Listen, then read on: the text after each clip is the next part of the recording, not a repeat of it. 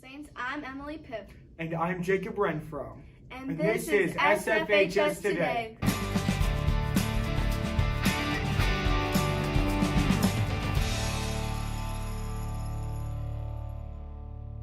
Heading into February, we recognize Black History Month. Every weekday, people can check our website at the sfhscrier.com to read about 22 influential African Americans who have made contributions in areas such as the arts, science, politics, and mathematics, and more.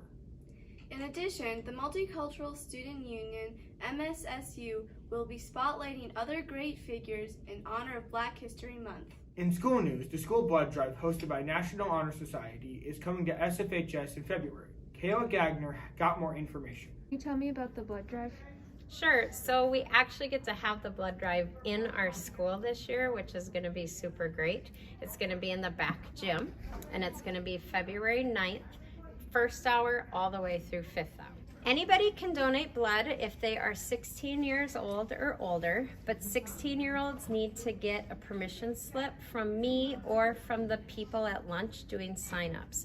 We're going to start doing sign-ups Monday, January 31st, and we really hope to get you guys donating blood. Even if it's the first time you've ever done it, they'll do a really good job at getting you comfortable, and it'll be a great thing to do. You save 3 people's lives when you donate one time. More school news. Nick, Coop, Brody, and Tatley went to find out how people can get involved in the political process by attending a caucus where the political parties select candidates and delegates. What is caucus?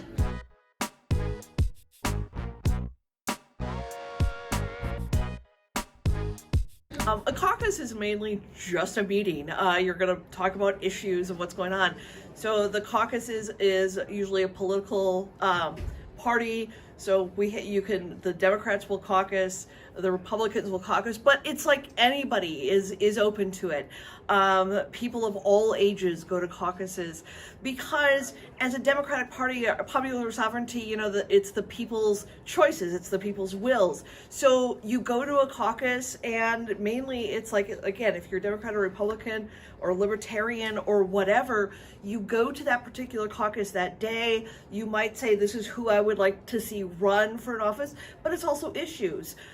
You could talk about, anything. If you want to say like our party should stand for vaccines or not vaccines, mandate this, mandate that, what should our party stand for? And so they take those ideas, the bigger parties take those ideas from your particular groups, and they keep bringing them up to a county level, to a state level, to a national level. You can do anything. We have had students from St. Francis be delegates to various campaigns, various political parties, various national conventions. We had one of our people be invited to a national convention. So it's anybody that can go and do this. Again, you just pick your political party and you talk about views.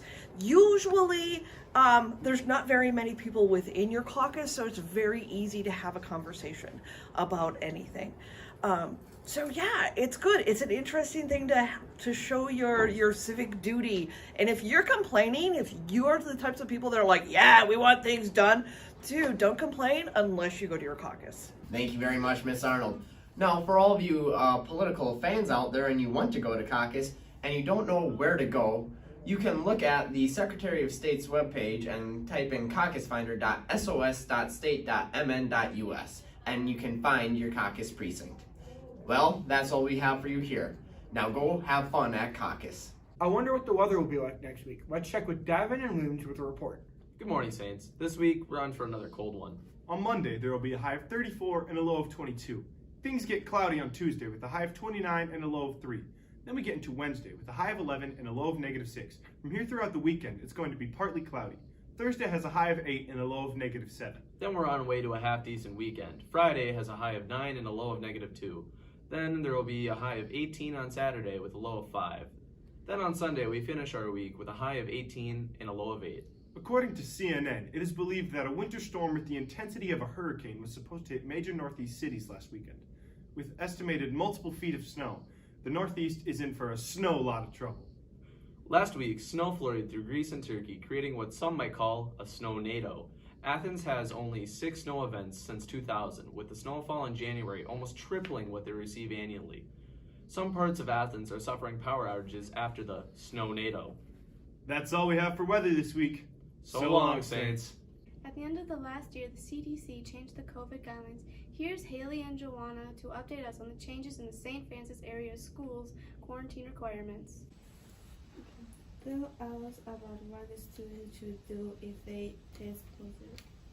So if a student tests positive for COVID, their parents should call the health office and let us know that they tested positive, and then we will discuss with the families the different options for how long they need to stay home, whether it be the 5 or the 10-day option, and reasons that they would be able to return after 5 days.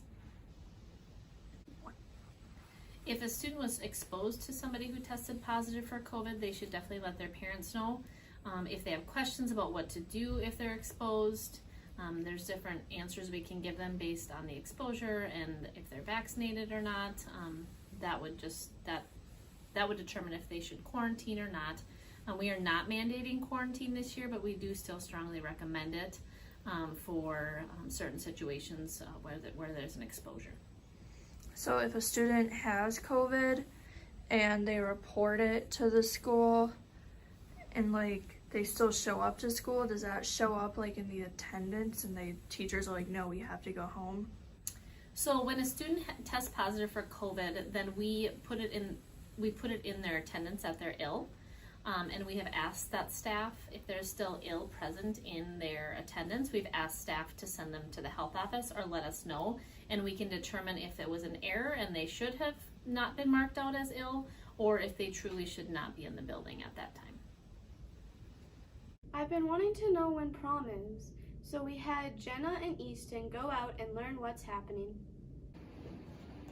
Hey Jenna, have you been wondering about prom? I have. Let's go figure out the details. So when and where is prom? Prom is going to be April 30th. The Grand March is at the high school, and the dinner and dance will be at Courtyards of Andover. And what is the theme for this year's prom? The theme is Garden of Glamour, a Night of Enchantment. And then how much are tickets and when do they go on sale? Tickets are $65 a piece, and they go on sale Valentine's Day.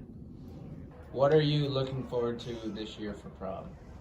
I'm excited to dress up and take lots of pictures with my friends. I'm excited just to make more memories with my friends since it's our senior year and see everyone dressed up. I'm also excited to dress up and just have a fun time with my friends. Who can go to this year's prom? This year, it's just seniors and juniors, and sophomores can go if they're invited by an upperclassman. And then how did you choose this year's theme? We were looking through a bunch of prom themes online, and we just found one that we really liked to look up. What is your job on prom committee? My job is to make a lot of decisions. We order the decorations, picking out the crowns, picking out the sashes, organizing where we're going to be having prom, when we're going to be doing things like have meals or have the grand march. What are you looking forward to this year for prom? Looking forward to dressing up, dancing, and I think it's going to be fun. I'm excited to be able to go to an actual nice place and have dinner and have the dance. In this week's 5 Minutes of Fame, some of our reporters met with Noah Lane, who has an interesting hobby, so let's buckle up. Student celebrities everywhere, this is why you should care about 5 Minutes of Fame. What made you decide to get into belt making? I saw a vendor on the street making a belt, and I thought it looked really fun, so I've wanted to start ever since. What is the process of making a belt? So you take a strip of leather, right? Cut to the approximate size of your waist. You skeeve the this thing here where it clasps. I don't remember what it's called. Cut out this hole. Cut out some rivet holes. Set some rivets. Throw a buckle in there. Clasp the first rivet. Then throw the keeper down. Put it between the rivets. Set the second. Go to the other end. That's to make sure it fits, by the way. I'll take it out later. Go to the other end. Trim it down so it's rounded up right here. and then punch some holes out where you think you'll need them. And then you skeeve the ends down, not skeeve, use like a scratch awl to just kind of round them out. Burnish the edges, I have yet to do that, and then throw a gum trank on the back, I also have yet to do that. So mine started to get discolored because there's no chemicals on it to preserve it. But that's basically the process. How long does this usually take? About an hour to make the belt and about another hour to throw chemicals on it and let it dry. What's usually the cost of making these belts? Like $15. How many belts have you made? 5. Ran out of short rivets, so I have to go to the store and pick up some more. It was good talking to you. Thank you. Now let's shoot it over to sports. Good morning, Saints. I'm Damian Hansel. And I'm Ian Letourneau. And this is sports.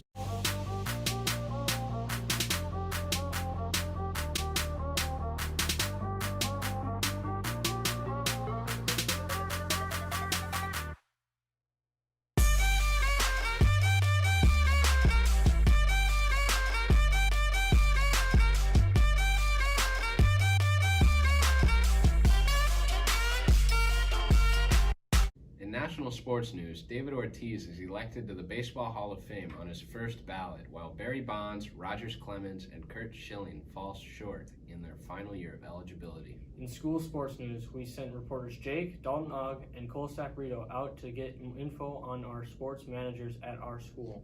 What do you guys do as managers? We mainly watch them during practice, but like sometimes if they get hurt, we'll get them like ice or something, or if they need like pucks or what are they called? Nets, extra nets. And then during the games, we do stats and video and live streaming. And fill up water bottles. Yeah.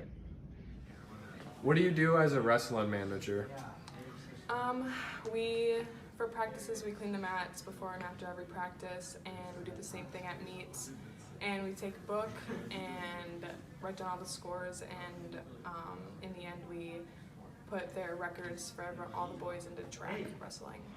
What do you do as a basketball manager? So I run clock, I do stats for minutes, and I also can do book, whereas like I'm finding points, fouls, stuff like that. And I also just help with like rallying the team along, giving positive feedback and stuff like that.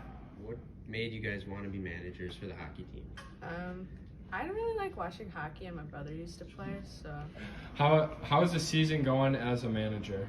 I think it's going pretty good. I mean, I've definitely gotten more into the groove of helping out the girls and getting what they need done to be done.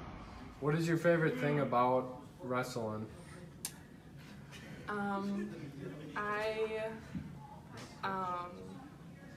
really like just watching wrestling. It kind of, I feel like, is a sport that not a lot of people like to watch, but I feel like once you like understand it and like understanding it, it's really made me like it a lot more.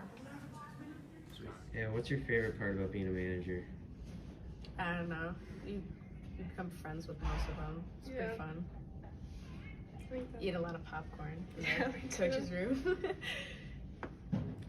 Last week, the boys hockey team lost to Monticello, coming up with a lone score from Gavin Wrenches and an assist by Tyler Icono. Boys hockey played against Pine City at home on Friday night and came up with a loss.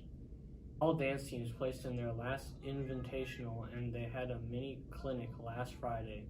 They also have a meet at Monticello on Friday. The gymnastics team also won their River Falls Winter Wonderland invite against 10 other teams. Boys basketball also played against North Branch last Thursday and had a close game with a heartbreaking loss. Tied with 6 seconds left, and North Branch went down and scored a layup, making the final score 64-62. In wrestling news, wrestling has just been ranked lean mean in the state, which means they are a few spots away from being ranked by the state.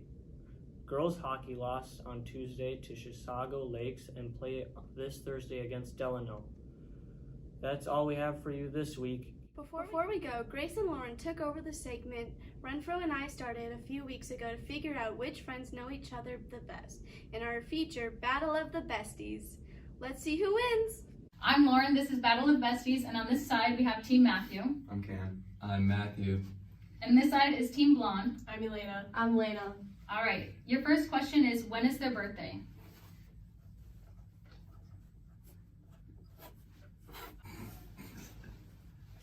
You almost ready? Yeah. And show your boards. All right, are they the same? All right, each team gets a point. Good job, good job. The next question is, what is their favorite genre of music?